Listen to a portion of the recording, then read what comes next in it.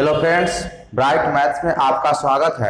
आज हम इस वीडियो में क्षेत्रफल पढ़ने वाले हैं और इस वीडियो में हम वृत्त और अर्धवृत्त के क्षेत्रफल के बारे में बात करेंगे। तो आइए देखते हैं। सबसे पहले ये रहा आपका वृत्त का आकृति, ठीक है। और इसके बीचों बीच एक बिंदु है जो कि केंद्र कहलाएगा। क्या कहेंगे? केंद्र कहेंगे। केंद्र को ओ बिंदु से अंकित करते हैं और ये जो लाइन देख रहे हैं चारों तरफ से घेरा, इस घेरे को परिधि या फिर परिमिति के नाम से हम जानते हैं, ठीक है। और इसके अंदर जितने भी जगह होंगे उसको हम क्षेत्रफल कहेंगे और ये चारों तरफ से जो घेरा गया है वह हमारा परिधि कहलाएगा। तो क्षेत्रफल और परिधि हम कैसे ज्ञात करेंगे, इन सब के बारे में हम लोग जानेंगे, ठीक है। इससे पहले हमें इस केंद्र से लेके परिधि तक जो लाइन बनेगा वो हमारा त्रिज्या कहलाएगा। क्या कहलाएगा? त्रिज्या। और यहाँ पे ये बिंदु को हम ए नाम रख देते हैं, यानी ओ ए क्या कहलाएगा? त्रिज्या कहलाएगा। त्रिज्या को आर से सूचित किया जाता है, ठीक है। उसी तरह इस पॉइंट से इधर खींचेंगे तो ये भी हमारा त्रिज्या कहलाएगा। इसका नाम हम बी रख देते हैं। तो ओ बी भी त्रिज्या और ओ ए भी त्रिज्या कहलाएगा। उसी तरह वृत्त में कई सारे त्रिज्याएं खींची जा सकती है। यहाँ से आपका एक वस्तुनिष्ठ प्रश्न बन जाएंगे कि वृत्त में कितने त्रिज्याएं होती है, तो अनगिनत त्रिज्याएं होती है। आप जवाब देंगे अनगिनत त्रिज्याएं होती है, ठीक है। तो ये सब के सब त्रिज्याएं हैं और त्रिज्याएं आपस में बराबर होती है, ठीक है। तो ये जो त्रिज्या हो गया, त्रिज्या को किस अक्षर से सूचित करते हैं? आर से, ठीक है। अब आता है व्यास। ये व्यास क्या कहलाता है? तो देखिए, इस पॉइंट से लेके इस पॉइंट तक केंद्र से गुजरते हुए जब हम खींच देते हैं वो हमारा व्यास कहलाता है और व्यास को डी से सूचित किया जाता है। यानी ए बी जो हो गया वो व्यास कहलाएगा। क्या कहलाएगा? व्यास। यानी कि वह रेखा जो केंद्र से होकर के गुजरे उसे हम व्यास कहेंगे। तो ए बी क्या कहलाएगा? व्यास कहलाएगा। और ओ ए और ओ बी क्या कहलाएगा? त्रिज्या कहलाएगा। तो त्रिज्या और व्यास आपने समझा, ठीक है। अब देखिए यहाँ पे वृत्त, ठीक है। इसमें त्रिज्या को आर से सूचित किया गया, व्यास को डी से सूचित किया गया।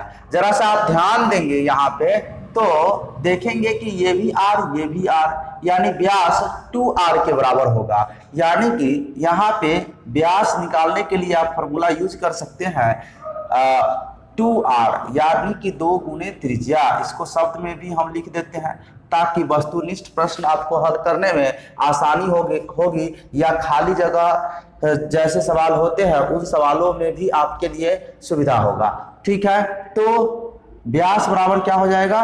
2 गुने त्रिज्या। इसे आप संकेत में लिख सकते हैं d बराबर 2r, d बराबर 2r, ठीक है। ये आपका पहला सूत्र हो गया। दूसरी की अगर बात करें, त्रिज्या ज्ञात करना हो, है ना, तो त्रिज्या ज्ञात करना हो तो आप लगा सकते हैं व्यास बटा 2, व्यास बटा 2, और इसे संकेत में लिखे तो त्रिज्या को r से, व्यास को d से, तो r बराबर d/2 हो जाएगा, ठीक है। तो यदि त्रिज्या पता हो तो व्यास ज्ञात करने के लिए फॉर्मूला हम लगाएंगे 2r, d = 2r। अगर व्यास पता हो और त्रिज्या ज्ञात करना हो तो उसको आधा कर देंगे, यानी कि त्रिज्या बराबर हो जाएगा व्यास बटे 2, यानी कि r = d/2, ठीक है। तीसरा क्षेत्रफल। क्षेत्रफल बराबर आपका सूत्र क्या होगा? तो क्षेत्रफल बराबर हो जाएगा पाई इंटू त्रिज्या का स्क्वायर, ठीक है। ये हम अभी शब्द में लिखे हैं। क्षेत्रफल को ए से सूचित किया जाता है तो ये हो जाएगा पाई, और त्रिज्या को आर से, स्मॉल आर से, तो पाई आर स्क्वायर हो जाएगा। तो क्षेत्रफल यानी कि ए बराबर पाई आर स्क्वायर हो जाएगा, ठीक है। इसी की सहायता से अगर क्षेत्रफल ज्ञात हो और डायरेक्ट आप त्रिज्या ज्ञात करना चाहते हैं तो वो त्रिज्या बराबर आपका हो जाएगा √अंडर क्षेत्रफल बटा पाई, क्षेत्रफल बटा पाई। ये त्रिज्या के लिए हो गया। चौथा सूत्र यहाँ पे आपका होंगे, देखिए, परिमिति बराबर, परिधि या परिमिति बोल सकते हैं, तो यहाँ हम परिधि लिखते हैं। वृत्त के लिए परिधि शब्द बेहतर होता है, परिधि शब्द का प्रयोग किया जाता है।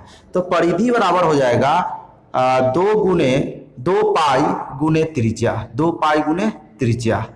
परिधि को पेरीमीटर बोलते हैं, यानी कि P बराबर हो जाएगा 2 पाई और त्रिज्या को R, यानी 2 पाई R। ठीक है, इस तरीका से यदि परिधि ज्ञात हो तो जाकर के अगर त्रिज्या ज्ञात करना हो, त्रिज्या ज्ञात करना हो तो परिधि बटा 2 पाई, परिधि बटा 2 पाई। ठीक है, ये सारा फॉर्मूला हम लोगों ने वृत्त के लिए देखा। ठीक है, फिर से इसको दोहरा लेते हैं। देखिए, त्रिज्या को R से सूचित किया जाता है, व्यास को D से। व्यास बराबर 2 गुने त्रिज्या, त्रिज्या बराबर व्यास बटा 2, क्षेत्रफल बराबर पाई इंटू त्रिज्या का स्क्वायर, यानी कि पाई R स्क्वायर। अगर क्षेत्रफल पता हो तो त्रिज्या ज्ञात करने के लिए अंडर रूट क्षेत्रफल बटा पाई, फिर परिधि बराबर 2 पाई इंटू त्रिज्या, 2 पाई इंटू त्रिज्या हो जाएगा, और त्रिज्या बराबर परिधि बटा 2 पाई हो जाएगा। इस तरीका से इसका प्रयोग करके जो भी सवाल होंगे उसको हल करेंगे, आवश्यकता अनुसार फॉर्मूला का हम प्रयोग करेंगे। ठीक है, इसका एग्जाम्पल भी हम आपको बताएंगे। तो ये रहा वृत्त के बारे में। अब इधर समझिए अर्धवृत्त के बारे में। अर्धवृत्त, अर्धवृत्त, अर्धवृत्त का मतलब आधा वृत्त, यानी कि ये जो वृत्त है, जैसे आधा वृत्त है,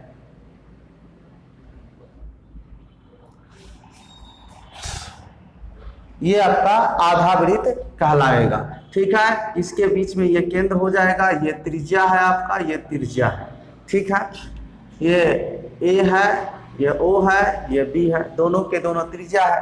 तो त्रिज्या और व्यास निकालने के लिए अर्धवृत्त के लिए यही सूत्र रहेंगे। इसमें क्षेत्रफल और परिमिति थोड़ा सा बदल जाएगा। ठीक है, तो इसका जो क्षेत्रफल के लिए जो सूत्र होगा वो हो जाएगा 1/2 पाई इंटू त्रिज्या का स्क्वायर। ठीक है, यानी कि हाफ पाई R स्क्वायर, 1/2 पाई R स्क्वायर। ये आपके सूत्र हो जाएंगे अर्धवृत्त के क्षेत्रफल के लिए। ठीक है, दूसरा आता है परिमिति, परिधि। ठीक है, परिधि बराबर क्या हो जाएगा, तो परिधि में आधा परिधि इतना से यहाँ ए से लेके बी तक, और ये इसको जोड़ देंगे तो इसका घेरा हो जाएगा। परिधि का मतलब क्या होता है, घेरा। तो ये हो जाएगा परिधि बराबर, यानी कि देखिए यहाँ पे वृत्त का परिधि क्या है 2 पाई R है ना।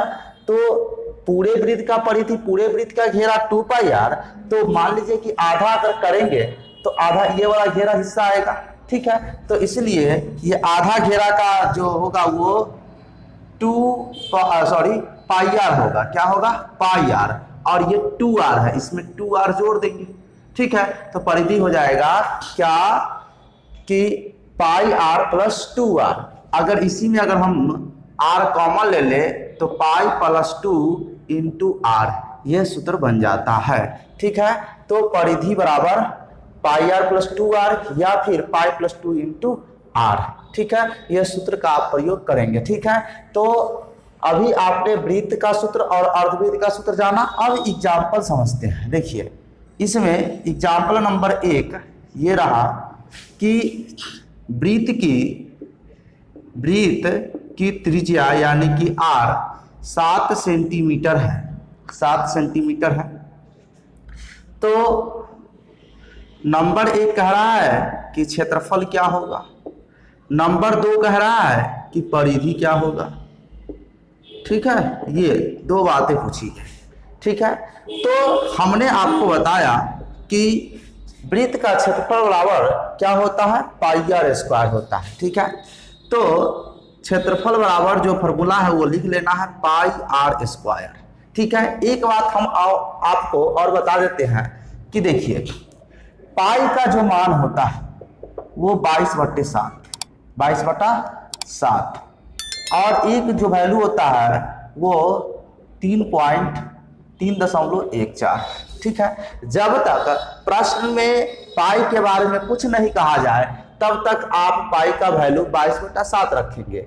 जब कह दे कि 3.14 या फिर कुछ और, यहाँ 2 स्थान तक है, अगर 3 स्थान तक कह दे तो वो रखेंगे। जब तक प्रश्न में ना कहे पाई के बारे में तब तक आपको क्या रखना है, 22/7 रखना है। ठीक है, तो यहाँ पे वृत्त का क्षेत्रफल बराबर पाई आर स्क्वायर, तो पाई का वैल्यू रख देना है 22/7 इंटू आर स्क्वायर, यानी कि इसको 2 बार लिख सकते हैं। तो आर का वैल्यू कितना है, 7 है, तो यहाँ पे आप लिख सकते हैं 7 × 7। क्यों, क्योंकि 7 का स्क्वायर भी लिख सकते हैं, कोई दिक्कत नहीं, लेकिन 7 को 7 × 7 भी तो लिख सकते हैं, इसलिए सुविधा के लिए हमने ऐसा यहाँ पे लिख दिया। अब क्या होगा, 7 से 7 कट जाएगा और 22 सते कितना हो जाता है, 154 सेंटीमीटर स्क्वायर। ठीक है, अब स्क्वायर क्यों, तो देखिए यहाँ पे एक बात और मैं आपको बता देता हूं कि क्षेत्रफल का जो मात्रक होता है, क्षेत्रफल का मात्रक वर्ग इकाई होता है। क्षेत्रफल का मात्रक वर्ग इकाई, क्षेत्रफल का मात्रक वर्ग इकाई और परिधि का मात्रक केवल इकाई होता है। अब इकाई मतलब ये हुआ कि वर्ग इकाई का मतलब जिस भी मात्रक हो, जो भी मात्रक दिया हो, जैसे यहाँ सेंटीमीटर में दिया हुआ है तो इसका क्षेत्रफल की अगर बात करें तो वर्ग सेंटीमीटर यानी कि सेंटीमीटर स्क्वायर होगा। अगर परिमिति निकालेंगे तो जो मात्रक दिया हुआ है वही मात्रक लिख देना है, यानी कि सीधा सा इकाई, जो भी यूनिट दिया हुआ है, अगर मीटर में है तो मीटर लिखेंगे, सेंटीमीटर में है तो सेंटीमीटर लिखेंगे। ठीक है, तो इस बात को ध्यान रखेंगे, किसी भी सवाल को हल करते समय ये बात ध्यान रखना है कि क्षेत्रफल का मात्रक, जब भी क्षेत्रफल ज्ञात करें तो उसका मात्रक वर्ग में लिखेंगे। अगर मीटर है तो वर्ग मीटर, सेंटीमीटर है तो वर्ग सेंटीमीटर, डेसीमीटर है तो वर्ग डेसीमीटर, इस तरह से लिखेंगे। और परिमिति के लिए जो मात्रक दिया हुआ है वही मात्रक लिख देना है। ठीक है, तो आपने ये समझा। दूसरा परिमिति यानी कि परिधि, परिमिति या परिधि, वृत्त के लिए परिधि शब्द का प्रयोग करते हैं। क्या होता है, 2πr। अभी मैंने आपको बताया कि परिधि बराबर 2πr होता है। ठीक है, तो यहाँ पे देखिए 2 और पाई का वैल्यू 22/7 और त्रिज्या कितना है, 7 दिया हुआ है, तो 7 से 7 कैंसिल हो जाएगा और 22 दूना 44 सेंटीमीटर हो जाएगा। तो क्षेत्रफल देख लिया, परिधि देख लिया। ठीक है, अब एक और एग्जाम्पल देखिए, एग्जाम्पल नंबर दूसरा है वृत्त की परिधि 88 सेंटीमीटर स्क्वायर। तो क्षेत्रफल ज्ञात करें, यानी कि क्षेत्रफल क्या होगा। तो देखिए क्षेत्रफल ज्ञात करने के लिए हमें त्रिज्या की आवश्यकता होती है। त्रिज्या पता नहीं है लेकिन परिमिति पता है, तो परिमिति की सहायता से हम त्रिज्या ज्ञात कर सकते हैं। जैसा कि मैंने बताया कि यदि परिधि पता हो तो त्रिज्या बराबर क्या हो जाएगा, तो त्रिज्या निकालने के लिए हम फॉर्मूला लगाएंगे परिधि बटा 2π। ठीक है, तो यहाँ से हम त्रिज्या सबसे पहले निकाल लेंगे।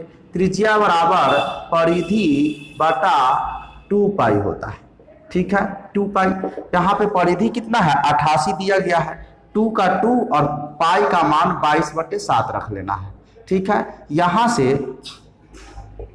ये 88 रहेगा और ये जो बटा में 2 रहेगा और ये 22/7 है, ये उलट जाएगा, व्युत्क्रम हो जाएगा, 7 ऊपर चला जाएगा और 22 नीचे रह जाएगा। अब देखिए 22 चौक 88 कट जाएगा और 2 दूना 4, यानी कि 2 सते 14 सेंटीमीटर, ये त्रिज्या आ गया। जब त्रिज्या आ गया तो क्षेत्रफल निकालना एकदम आसान है। देखिए यहाँ पे क्षेत्रफल बराबर क्या होता है, सूत्र पाई आर स्क्वायर, पाई का वैल्यू 22/7 और त्रिज्या कितना 14 आया है, तो स्क्वायर है तो 2 बार 14 लिख देना है, 14 × 14। अब 7 दूना 14 हो जाएगा। अब इसको गुना कर देना है, नहीं करना है, गुना कर देना है। तो देखिए 14 दूना 28 और 28 का गुना 22 के साथ, 28 का गुना 22 के साथ, तो 8 दूना 16, 2 दूना 4, 1 5, फिर से वही बात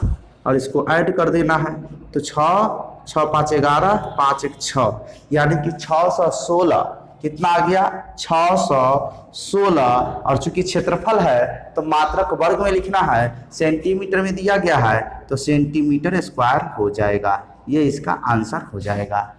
उम्मीद है कि आज मैंने इस वीडियो में वृत्त और अर्धवृत्त के बारे में बताया, इसका क्षेत्रफल ज्ञात करना बताया, परिधि ज्ञात करना बताया, सूत्र बताया, ठीक है, तो ये समझ में आया होगा। और ये सूत्र को आप क्या कर लेंगे, ध्यान में रख लेंगे, याद कर लेंगे, ताकि अगर आपको याद रहेगा तो सवाल जल्दी से बनेगा आपके दिमाग में, फॉर्मूला जल्दी से आएगा, तो यहाँ पे यूज जल्दी से होगा, आपको पता चल जाएगा यहाँ पे कौन सा फॉर्मूला यूज करना है, तो इसको याद कर लेंगे, ठीक है। और ये वीडियो अच्छा लगा तो इसको लाइक और शेयर कर दीजिए, क्योंकि लाइक और शेयर करने से मेरा मनोबल बढ़ता है और मैं आपके लिए हमेशा वीडियो बनाते रहता हूँ। मिलते हैं नेक्स्ट वीडियो में, तब तक के लिए धन्यवाद। जय हिंद, वंदे मातरम।